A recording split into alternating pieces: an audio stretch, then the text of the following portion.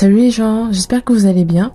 Aujourd'hui on se retrouve pour une nouvelle vidéo où je vais vous montrer comment je dessine des corps. Et plus particulièrement des corps d'adultes. Car dessiner un corps d'un enfant ou d'un adolescent c'est vraiment autre chose. Donc si vous voulez, dites-moi en commentaire si vous voulez une autre vidéo sur un corps d'enfant ou d'adolescent. Donc je vais vous montrer comment faire un corps de face, de profil et de 3/4. Donc la technique que je vais utiliser c'est purement ma technique. Vous verrez certainement plusieurs autres techniques, mais c'est celle que je trouve la plus simple pour pouvoir réaliser n'importe quel corps dans n'importe quelle position. Donc je vais vous montrer ce tuto sur iPad, sur Procreate, mais vous pouvez totalement le faire sur autre chose, que ce soit sur papier ou sur d'autres applications. Ça ne change rien à ce que je vais dire. Donc tout d'abord, on va voir la base, qui sont les proportions. Il faut comprendre que si on ne maîtrise pas les proportions, les corps que l'on va faire ne vont ressembler à rien du tout. Parce qu'il y aura des mains trop grandes ou des têtes trop petites, etc. etc. Donc pour cela, comment je m'y prends? Eh ben je fais un bonhomme bâton. Et oui, ça peut paraître très bête et lambda et dire comment est-ce qu'on fait pour tracer des beaux corps juste avec des bonhommes bâtons? Eh ben je vais vous montrer ça tout de suite. Tout d'abord, il faut comprendre que quand on dessine un corps, souvent, ça se calcule en tête, ça se mesure en tête un corps. Je vais vous expliquer. Donc là j'ai dessiné un rond qui représente la tête de mon personnage. Je lui dessine ensuite son cou qui mesure la moitié d'une tête. Donc comme je vais le montrer ici, la moitié d'une tête est égale au cou, tout simplement. Après, bien entendu, ce que je vais vous montrer là, c'est plus pour avoir un corps avec une sorte de proportion parfaite. Bien entendu, personne n'est exactement comme ça, mais bon. C'est juste pour au moins avoir un indicatif qui fasse de belles proportions à vos personnages. Ensuite, je dessine les épaules, donc je le marque par un trait. La taille des épaules change souvent en fonction du style des personnes. Ne les faites pas trop petites, faut se dire que la tête doit quand même tenir dessus. Mais il faut pas non plus qu'elle fasse 2 km quand même. Ensuite, comme vous pouvez le voir, je trace un trait et plusieurs petits points pour me faire comme des mesures, des indications pour savoir où est-ce que je vais placer les différents éléments du corps. Un buste est égal à 3 têtes, ça veut dire si on devait déplacer la tête pour former le buste, il y aurait 3 têtes qui le forment. Pour les jambes c'est pareil, il y a aussi 3 têtes. En fonction vraiment des personnes, des personnages, etc. Ça peut changer, ça peut aller jusqu'à 3 têtes et demie, 4 têtes. Mais bon, là j'ai essayé de faire simple et dire 3 têtes aussi. À savoir que entre la fin du buste et les genoux, ça fait 1 tête et demie, et entre les genoux et la cheville, ça fait 1 tête et demie. Pour les pieds, ça mesure 1 tête. Voilà. Donc maintenant je vais tracer des petites indications en rouge pour bien vous montrer du coup que chaque élément mesure 1 tête en faisant des petits arcs de cercle sur le côté comme ça.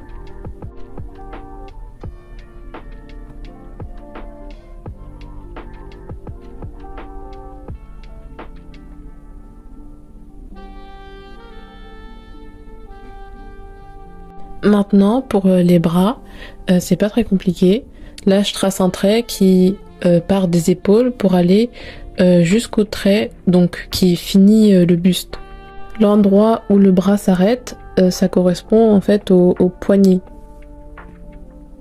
Pour la taille d'une main, c'est pas très compliqué. En général, une main ça fait la taille d'une tête ou du moins de la face. Donc ça peut être légèrement plus petit que la tête, mais ce sera pas beaucoup plus petit. Ça fait au moins la taille de votre face normalement. Donc là on a vu comment identifier les proportions, comment les appliquer à peu près, et donc ça c'est vraiment la base pour comprendre comment est-ce qu'un corps est fait, comment est-ce qu'un corps est proportionné. Maintenant on va voir comment appliquer cette base sur la différentes positions de corps, notamment de face, de profil et de 3/4. Parce que bien évidemment on veut pas que nos personnages ressemblent à des bonhommes bâtons. Donc c'est pour ça que je prends un nouveau calque, que j'ai réduit l'opacité du dernier pour pouvoir m'en servir comme modèle. Et c'est parti. Donc je trace la tête, le cou. Évidemment, comparé à un bonhomme bâton, le bonhomme bâton est tout fin, donc il va falloir épaissir tout ça. donc forcément c'est plus gros. Là j'ai décidé de dessiner le corps d'une femme en premier, après je vais faire celui d'un homme. Donc après je vais tracer une ligne pour faire ses épaules. Puis je vais tracer le haut de son buste, donc qui part des épaules jusqu'à la fin de la poitrine. Puis je fais le milieu du buste.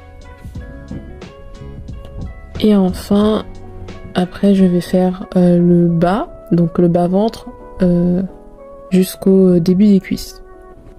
Ensuite pour faire les cuisses, donc je pars du haut vers donc comme j'avais dit tout à l'heure, une tête et demie pour s'arrêter là où il y aura le genou.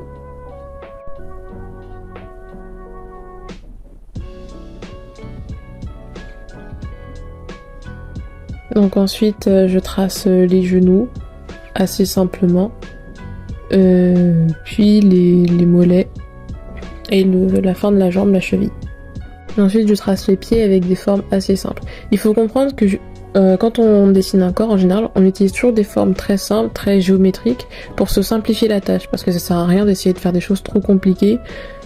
En général on fait d'abord des choses très simples et par-dessus, que ce soit sur digital ou traditionnel, on repasse par-dessus pour modifier un peu la forme, l'arrondir, etc.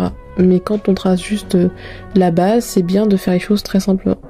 Pareil pour les bras, donc je descends, je suis le modèle que j'avais fait. Donc je trace comme des rectangles qui se suivent, avec une démarcation au milieu pour montrer où vont être les coudes. Et ensuite je trace les mains. Donc voilà à peu près qu'est-ce que ça donne pour le corps d'une femme. Là j'ai suivi parfaitement entre guillemets la position de mon bonhomme bâton, donc forcément sa pose est un peu bizarre. Mais justement ça vous montre aussi que partir d'un bonhomme bâton pour faire ça, ça nous permet aussi de modifier la pose. Et c'est parfois plus facile de faire une pose compliquée avec un bonhomme bâton que directement avec des formes comme celle-là. Donc maintenant c'est parti pour réaliser un corps d'homme. Donc on commence toujours par la tête, hein. Je précise qu'ici je fais pas des cours d'anatomie très poussés, pas des cours de réalisme non plus. Si vous voulez des choses plus poussées, ça me dérangerait pas du tout d'en faire des vidéos, donc n'hésitez pas à le dire en commentaire. Donc là je trace son cou qui est plus large que celui d'une femme.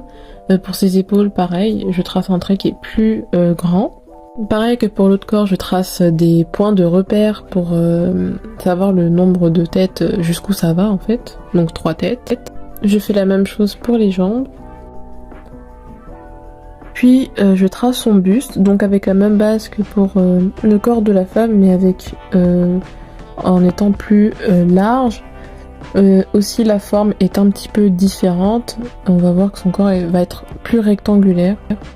Donc là je vais vraiment dessiner des personnages quand même assez stoïques pour le moment, pour vraiment vous montrer comment est-ce qu'on fait. Mais bien entendu, comme j'ai dit, on peut ne pas hésiter à reprendre un bonhomme bâton pour faire les poses que l'on veut. Là, j'ai utilisé tout simplement des traits pour la direction de où j'allais mettre les jambes, parce que c'est bien d'avoir des repères de proportion, mais c'est bien aussi de savoir où est-ce qu'on va situer les jambes. Donc c'est pour ça que j'utilise des traits, pour savoir tout simplement où est-ce et comment je vais les tracer. Donc voilà, ça va me servir un peu de guide.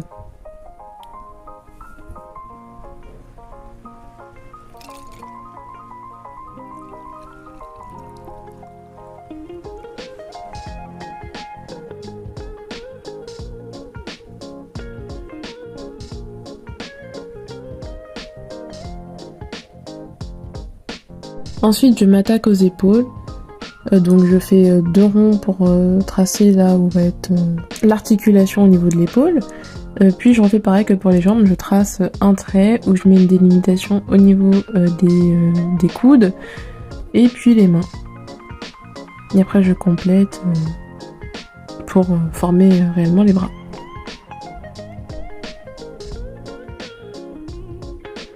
Donc voilà comment est-ce que je trace globalement un corps masculin. Donc comme j'ai dit, on constate que le corps de la femme est globalement plus arrondi et le corps de l'homme plus rectangulaire. Donc après en fonction du style, de la manière de faire, ça peut changer, mais globalement c'est plus comme ça.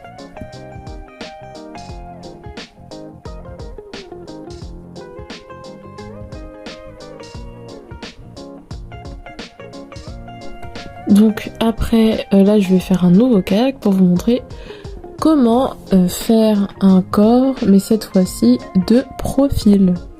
Puis je vous montrerai aussi par la suite comment faire un corps de dos, vous allez voir, c'est quand même assez facile.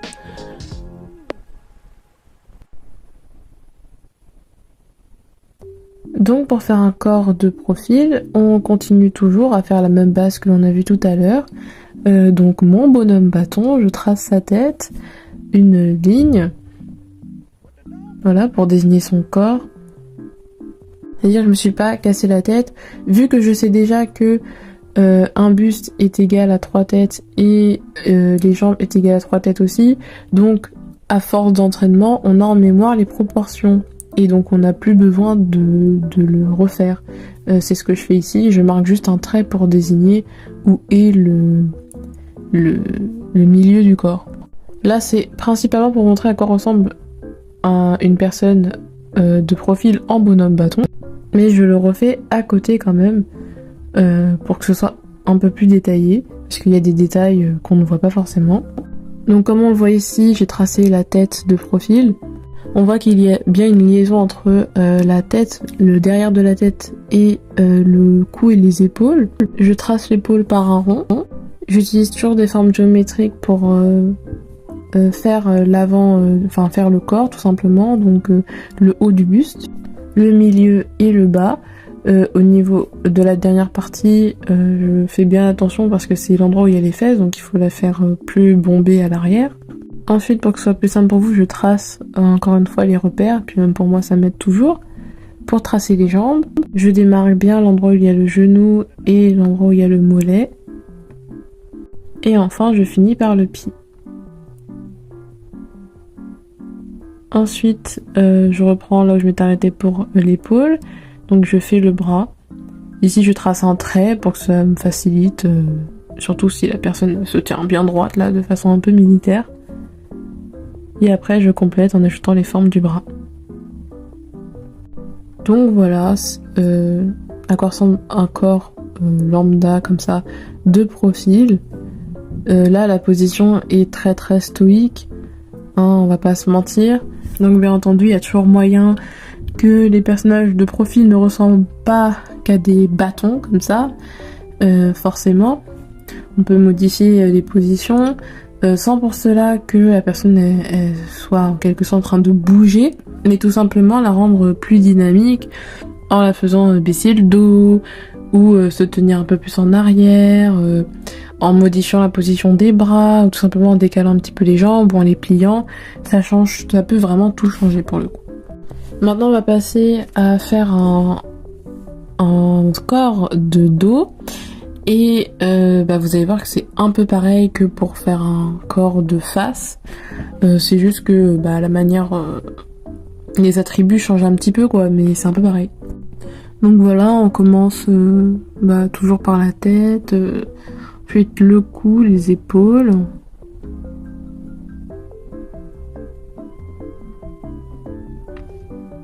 Puis il y a le corps.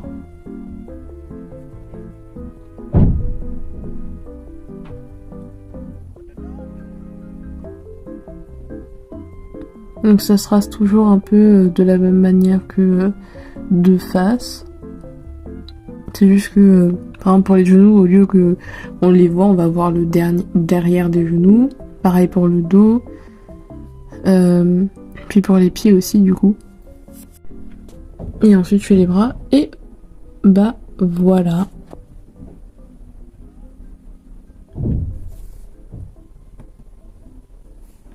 C'était assez simple. Bon, mon dessin est pas le plus beau, j'en suis consciente, mais du moment que vous avez compris le principe, c'est le principal.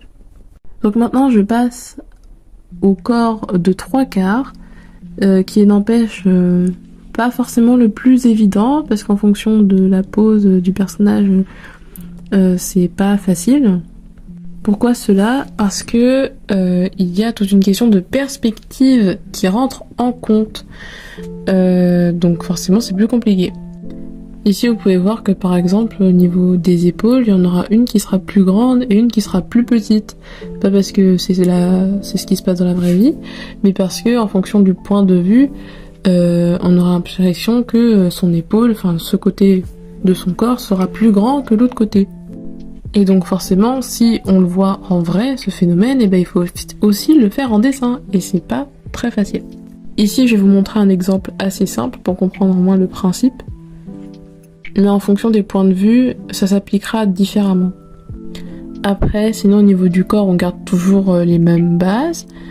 Ici, je dessine une poitrine, on voit que pareil, elle sera pas dessinée de la même manière que de face parce que on verra plus la courbure sur le côté qui est plus petit que sur l'autre côté. Au niveau de la cuisse, pareil, on aura une qui sera plus large, plus grande que l'autre.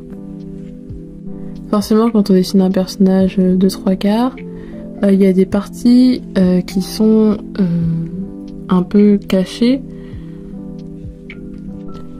On le voit avec le bras derrière qui est en partie coupé, on le voit quasiment pas, on le voit avec la cuisse qui est un peu cachée, etc. Pour les pieds aussi, ça change. Là, par exemple, j'en ai mis un vu de devant, plus, et un qui est sur le côté. Effectivement, leur perspective change également. Donc ça, c'est un autre point. Donc voilà, là, je vous ai montré principalement les bases d'un corps. Que ce soit de face, de profil ou de 3/4. Je vais vous montrer rapidement un petit accéléré d'un corps que j'ai fait dans une position qui est plus complexe et qui mélange un peu plusieurs points de vue. Donc ça permet de mettre en pratique ce que je vous ai montré juste avant. Et comme on va le voir sur le dessin, il y a des moments où je corrige, où je gomme, et vraiment il faut pas hésiter à se corriger parce que forcément ça prend du temps d'apprendre à maîtriser réellement l'anatomie, à maîtriser les proportions. C'est pas facile, parfois on croit les maîtriser et au final on a fait un super beau dessin et la main est trop petite, ça m'est arrivé plusieurs fois. Donc faut vraiment pas se décourager quand ça nous arrive. Vraiment c'est normal de faire des erreurs, c'est normal que ce soit pas parfait au début. Ça nous laisse le temps d'apprendre. Le principal, c'est qu'on s'améliore petit à petit et au final, on y arrivera. Mais vraiment, faut pas hésiter à gommer, faut pas hésiter à se reprendre quand il le faut, quoi. Si même les plus grands artistes l'ont fait, donc faut pas hésiter à le faire aussi. Donc voilà, là je vous montre le résultat final du dessin avec la pose que je vous ai montrée juste avant. En tout cas, j'espère que la vidéo vous aura plu, qu'elle vous aura intéressé et aidé. N'hésitez pas à me donner votre avis en commentaire, à me suggérer d'autres vidéos. Et sur ce, je vous dis sayonara.